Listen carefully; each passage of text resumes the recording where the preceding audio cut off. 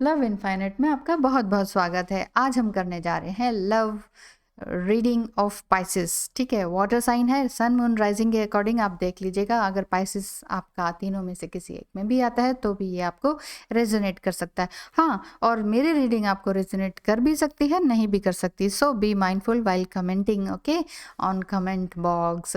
ठीक है, first card है emperor card. It means you are on right path. जो भी आपका सही रास्ता आपने चुन रखा है उस पे कंफर्मेशन साइन यही आता है। एंजल्स आपको यही कह रहे हैं कि आप बिल्कुल सही रास्ते पर हैं, काम करते रहिए अच्छे से।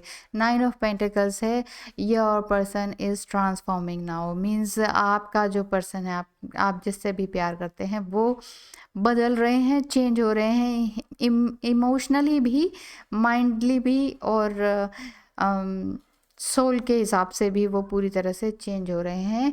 और नेक्स्ट आता है हाई प्रीस्टेस। मतलब ये आपका पर्सन की फीलिंग ये है कि वो आपसे कुछ ना कुछ सीक्रेट रखे हुए हैं, या तो आप दोनों एक दूसरे से स्पिरिचुअली मिले हुए हैं, और आपका जो पर्सन है काफ़ी इंट्यूटिव है, लेकिन फिर भी उसने कुछ समथिंग मिस्ट्रीज टाइप की कुछ छुपा रखी हैं। टेलीपैथिकली और स्पिरिचुअली आप दोनों एक दूसरे से जुड़े तो हैं, लेकिन आपका पर्सन फिर भी काफ़ी स्ट्रांग है, लेकिन फिर भी कुछ ना कुछ छुपाया हुआ है। उसका थर्ड आई से आप दोनों का पूरा कनेक्शन है। आप समझ जाते हैं कि वो क्या कर रहे हैं, क्या सोच रहे हैं, एक दूसरे के बारे में आप दोनों ही समझ जाते हैं।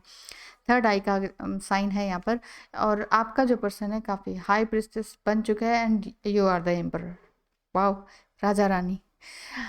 तो नेक्स्ट कार्ड आता है स्टार कार्ड। इसमें ये आपको विश एंड होप को दर्शाता है कि आपके अंदर की जो विशेस हैं उस पे आपको हमेशा होप बनाए रखना चाहिए, बट जस्ट बी केयरफुल, क्योंकि आप इमोशनल बहुत ज़्यादा होते हैं। पाइसेस जो वाटर साइन है, वाटर जो है इमोशंस को बहुत दिखाता है। आपके अंदर इमोशंस कूट कूट के भरे होते हैं, हर समय आपके आंखों में आंसू भी ज़बरदस्त आ जाते हैं, बार बार आ जाते हैं। तो यहाँ यही साइन अब बताकर एंजल्स आपको यही समझाना चाह रहे हैं, यही एडवाइस देना चाह रहे हैं कि यूज़ योर माइंड। माइंड का भी यूज़ करें, हर समय रोते ना रहें, हर समय इमोशनल ना हो छोटी छोटी बातों से। सो बी केयरफुल अबाउट दिस। तो ये लिखा है आगे कि आपका जो कार्ड है ये बताता है कि इमोशंस आपके जो है काफ़ी हाई हैं, लेकिन और भी कोई कोई और भी आपको हेल्प कर रहा है। यहाँ पे ऐसे दिखाई दे रहा है 2 पर्सन है, ये आपकी हेल्प कर रहे हैं, आप उनसे हेल्प ले रहे हैं। 4 ऑफ पेंटिकल्स है, इट मीन्स आपके जो पर्सन है, या तो आपका जो लवर है वो आपकी हेल्प कर रहे हैं किसी न किसी रूप में, और वही जो है आपके फ्रेंड भी हैं, या तो आपके फ्रेंड हैं या फ्रेंडली हैं आपके साथ। बस इतना थोड़ा सा अंतर दिखाई दे रहा है। वो साइलेंट लवर हैं, आई थिंक ऐसा दिखाई दे रहा है, साइलेंट लवर हैं। और इसमें यही आपके लिए एडवाइस आती है कि be take care before taking any important decision, क्योंकि आप इमोशनल हैं, आप समझ नहीं पाते हैं क्या होने जा रहा है, क्या होने वाला है। नेक्स्ट जो सामने वाला बंदा है वो मुझे किस तरह से ट्रीट कर रहा है, क्या समझ रहा है, तो आप बस भावनाओं में बह जाते हैं, उसके शब्दों में बह जाते हैं।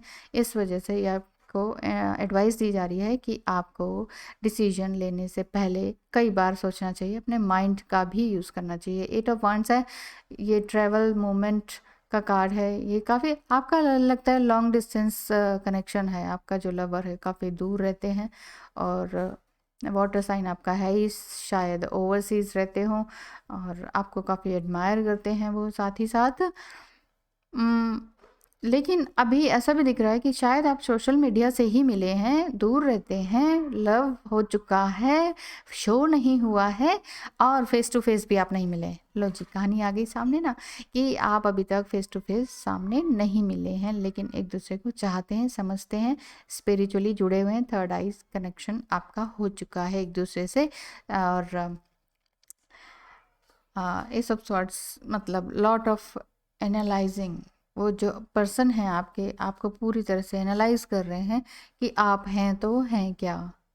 समटाइम आप एकदम से मूडी हो जाते हैं, नाराज़ हो जाते हैं उनसे, इस वजह से वो समझ नहीं पाते कि आप क्या चाह रहे हैं, और आपका एग्जैक्ट करेक्टर और इमोशंस क्या हैं वो आपको पढ़ रहे हैं। एक तरह से आपके सोशल मीडिया के थ्रू ही पढ़ रहे होंगे, हो सकता है उन्होंने आपको अभी तक शो नहीं किया है। तो एडवाइस में अगर निकाल के आए कार्ड्स तो वो है कि एस ऑफ कप्स है, मतलब कि आपके लिए वो न्यू लव हो सकते हैं या ट्रू लव हो सकते हैं।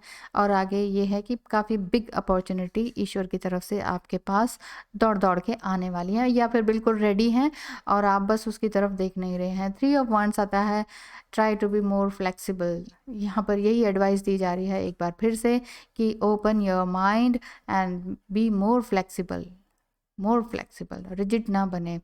2 ऑफ सॉर्ड्स है, आप समझ नहीं पा रहे हैं क्या करें क्या ना करें, किससे बात करें ना करें, उसकी फीलिंग से कुछ समझें या नहीं समझें, वो मुझे कुछ कह नहीं रहा, तो क्या मैं शुरुआत करूं। आप इस उधेड़-बुन में हैं क्योंकि 2 ऑफ सॉर्ड्स है और आप फ़ील कर रहे हैं कि मैं तो बस स्टक हो गया या हो गई, अब मुझे क्या करना चाहिए, क्योंकि आप बहुत बहुत बहुत ही ज़्यादा इमोशनल हैं। आप अपने लवर को समझ नहीं पा रहे हैं, वो आपको लेकिन समझ रहे हैं। यहाँ पर ये बात दिखाई दे रही है। तो एडवाइस ये आती है इन द लास्ट कि डोंट फील स्टक, ग्रेटिट्यूड में रहिए और बेस्ट डिवाइन टाइम का वेट कीजिए। प्लस साथ ही साथ इनर वर्क करते रहिए। खूबसूरत एनर्जी है आपकी, आप काफ़ी ग्रेटिट्यूड में तो ऑलरेडी रहते ही हैं क्योंकि वाटर साइन है आपका। दूसरों के लिए भी करते हैं काम, but don't be too emotional, यहाँ पर ये आता है क्योंकि पाइसेस काफ़ी इमोशनल होते हैं। डोंट बी टू इमोशनल यहाँ पर बना हुआ है। It's okay to cry some time but be logical also.